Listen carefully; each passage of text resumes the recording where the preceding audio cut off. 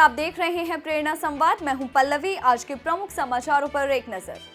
Shanghai सहयोग संगठन ने काशी को घोषित किया सांस्कृतिक पर्यटन की राजधानी। अब बाबा विश्वनाथ की नगरी काशी के पर्यटन और रोजगार को लगेंगे नए पंख।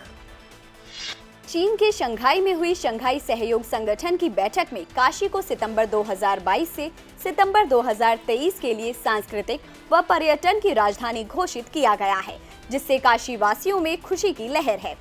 इस घोषणा से जहां काशी के पर्यटन उद्योग को नई ऊंचाइयां मिलेंगी, तो वहीं SCO के सदस्य राष्ट्रों के सैलानी भी काशी आएंगे, जिससे यहां के लोगों के लिए रोजगार के मौके और भी बढ़ेंगे।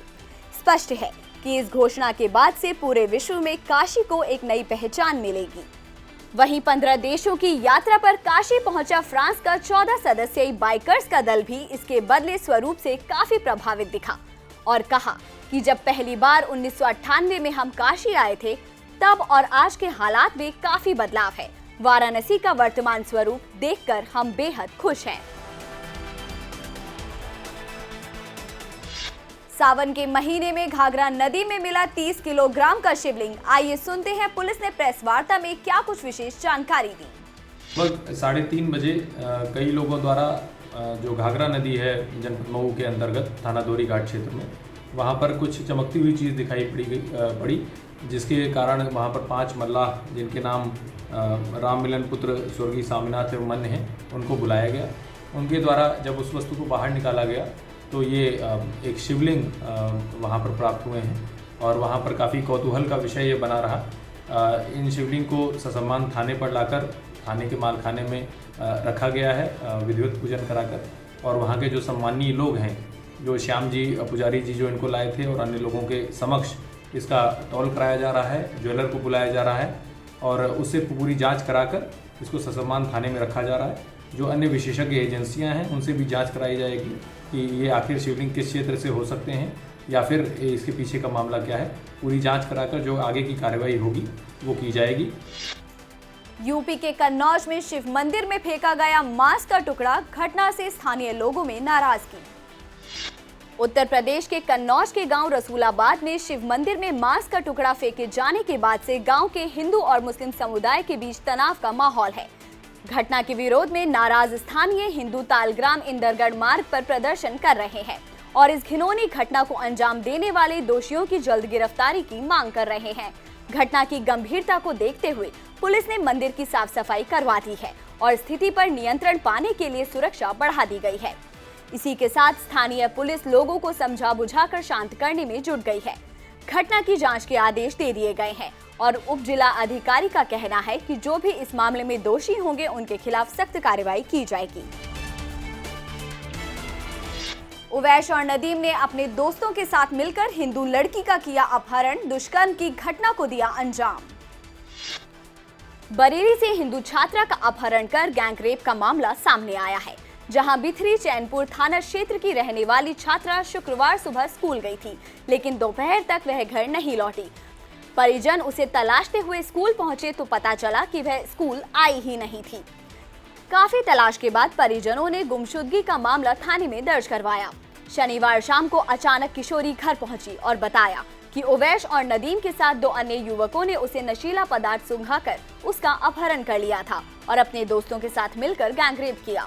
परिवार की शिकायत और पीड़िता के बयान के आधार पर पुलिस ने आरोपी उवैश और नदीम को गिरफ्तार कर लिया है।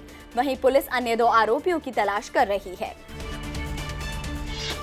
प्रिंस कुरैशी ने मोनूबंद दिल्ली की युवती को प्रेम जाल में फंसाया। अम्मी शब्द से खुला प्रिंस कुरैशी का राज।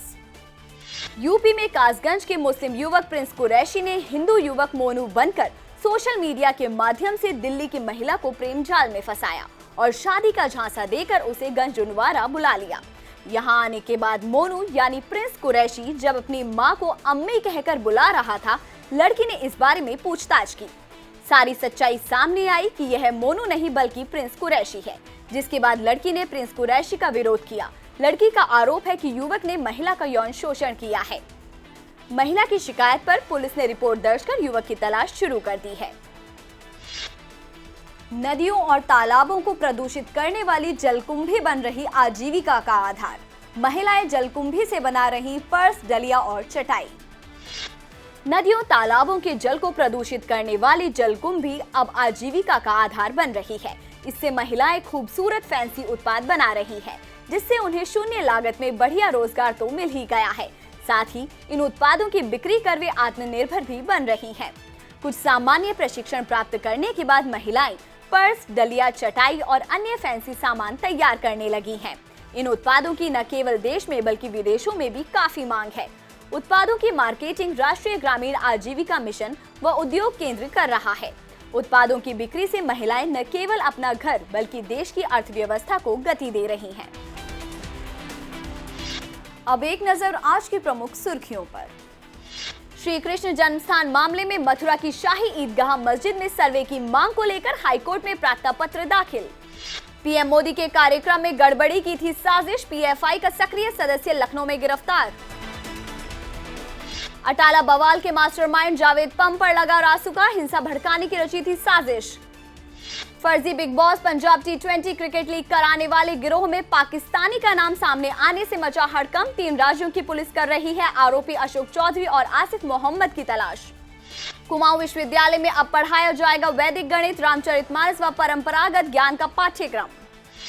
आज के समाचारों में इतना ही, फिर लेकर आएंगे कुछ नए समाचार। तब तक के लिए नमस्कार।